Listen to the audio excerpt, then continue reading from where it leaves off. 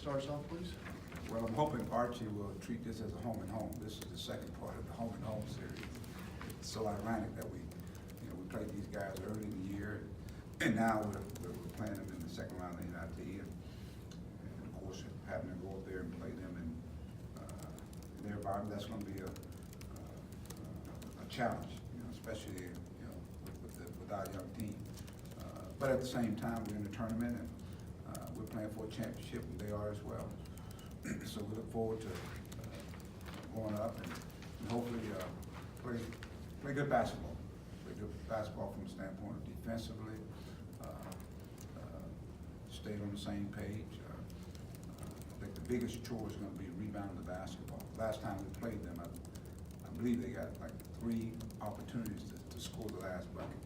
So that means we didn't do a very good job from that standpoint. We were fortunate in that game there, and of course, they're a much better basketball team than they were early in the year, and hopefully we'll be a different team, especially without Daniel. He had a big game in that game, so it's going to have to be a lot of guys stepping up and really playing good basketball. But we got to be again, defensively we got to be good, and offensively we got to be efficient. Got multiple guys coming off the bench, hopefully can give us a lift, and guys starting off getting to a good start. So we're looking forward to it. Just the emotion that was obvious there, the last, that first game without Daniel. Is that going to be a big challenge just to harness that again to keep it going? Well, I'm anxious to see. We got back yesterday, and as a matter of fact, I gave them the whole day off yesterday, and so we got back in the gym today, and I think these guys got a workman's-like attitude. So I'm hoping that's going to be a continued carryover. Sometimes you do wonder about that, but I really believe these guys will go out and continue to play for each other, and that's been the biggest thing. They play for each other. Yeah, Mike, Ethan, I think he played 28 minutes all year. I think he actually had more points, or about as many points and rebounds the other night as he had all season. Did he surprise you? What did he show you, and what do you think he can do in this game? I alluded to, I think earlier, that he had bits and pieces of it in practice. You can see him really coming on. I think over the course of the year, going against these guys day in and day out, you got to get better.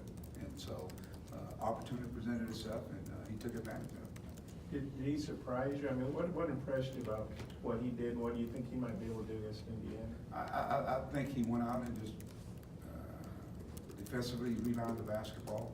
He was in the right place at the right time. He ran the floor. So all the things we've been encouraging him to do, I thought he went out there and did. And the other guys out there, I thought they helped him.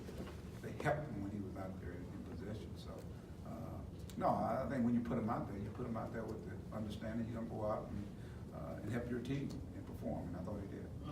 How big was that for you guys to have him, give you some good minutes, and how good was it for him in terms of gaining some confidence when he barely played? Well, we talked about, somebody, Dan moved on, so it was an opportunity for him to step into those, some of those minutes.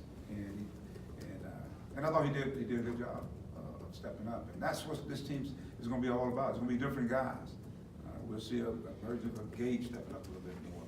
Cheney hopefully stepping up a little bit more. You get those forwards really stepping up for us a little bit more. And then, of course, your guard play.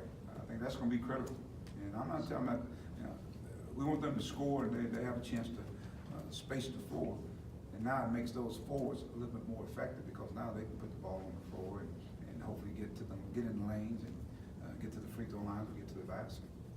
And Mike, after the game Tuesday, I think you called Reggie a wrecking crew. I guess, could you kind of expound on that and what you saw from him? He was doing a lot of everything. He was blocking shots, he was rebounding. I thought he matched the physicality of the Big East play, which was Providence was bringing to the table. He had 7 blocked shots. That's being active. He blocked a shot. He's on the other end finishing on the fast break. He's going to the basket, tipping balls. More importantly, I thought he was active.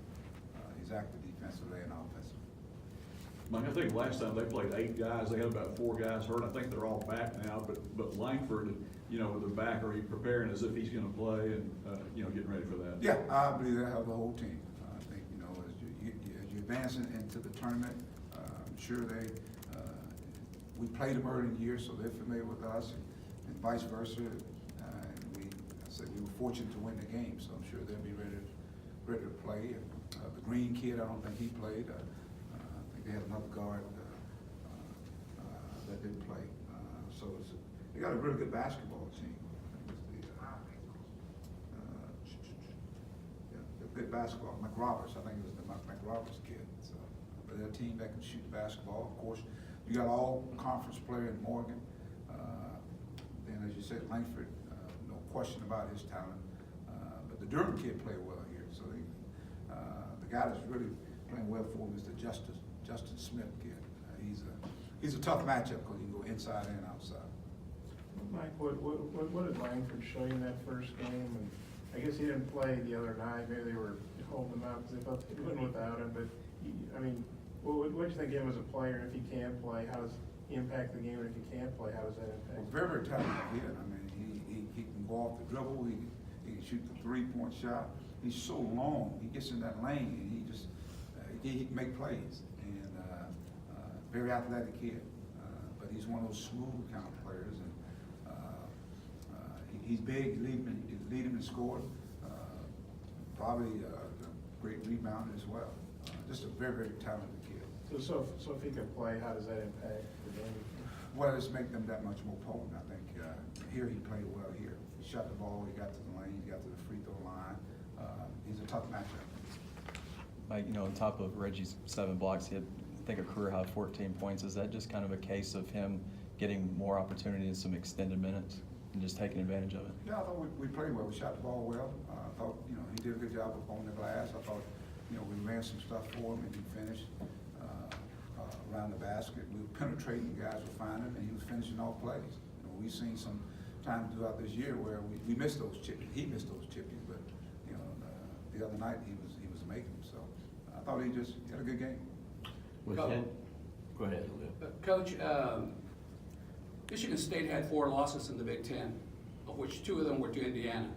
Since you last played them, have you seen anything in the tapes or anything in the film differently than when you first played them, of what they have adjusted?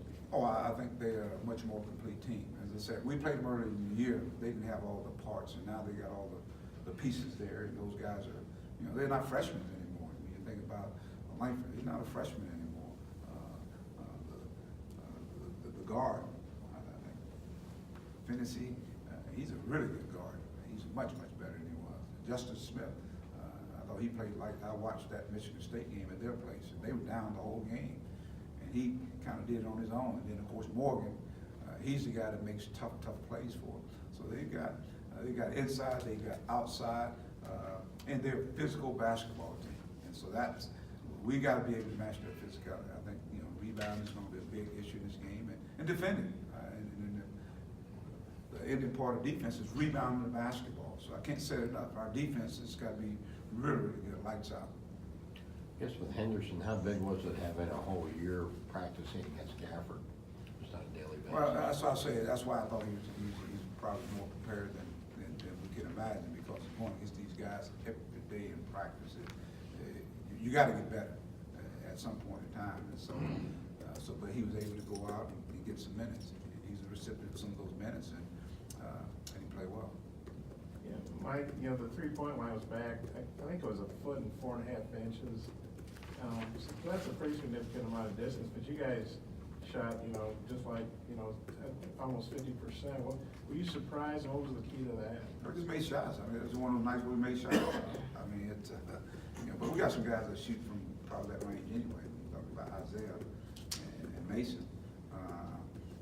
But there was one, Desi, I think he's put in the time, and so we're starting to see some of the fruits of his labor. And he's putting time in, on his shot, so he's able to knock shots down. But we shot the ball well, and of course, you played to shoot the ball well. So, but I really thought we shared the ball too. And if you look at some of those shots, the passing was really crisp, and the lanes was open. So guys had spot open shots, and they knocked them down. Couple more for Coach. In Indiana, they won 5 out of 6, including Michigan State, Wisconsin at home. How well are they playing? They're playing well. They're playing real well. They scored, I think, something like 80, almost 90 points the other night. almost 90 points the other night in that particular game. So I had 89 against Rutgers. So they're playing at a high level. Like I said, we played them in November. So here we're talking about in March. You know they're a much better basketball team. I think they've been tested, and much so like we have. We've been tested as well. Coach, how much can a stretch like this, going on the road a couple times and just going through the postseason, help bring together a young team like you have? Well, I think, it's not only just going on the road, but the caliber of teams we're playing. You're playing the Big East, you're playing, these are some of the, when you talk about postseason and having an opportunity to play against someone other than the SEC, I think it could bode well for us, especially moving forward. And then playing against an Indiana team that is playing really good basketball. And we played them early in the year, so I think it's good for this young basketball team, especially when you had a little adversity to come about. And like I said, just getting a glimpse of the future, that's what you get a glimpse of. Mike, Ed Cooley said you guys seem more excited to play.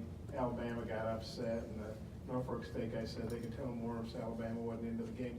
When you're in the NIT, how important is it the guys are excited? And how do you feel about your team's, I guess, level of excitement for playing in this tournament? Well, a lot of teams, when you come off, the conference tournament, you're obviously emotional, the loss and all that stuff, and it can stay with you a little bit. So, but if you're going to play, if you choose to play in a tournament, then you need to go out and play and give everything you got. You're playing for a championship. I guess I had the fortune to actually play in the NIT and win a championship.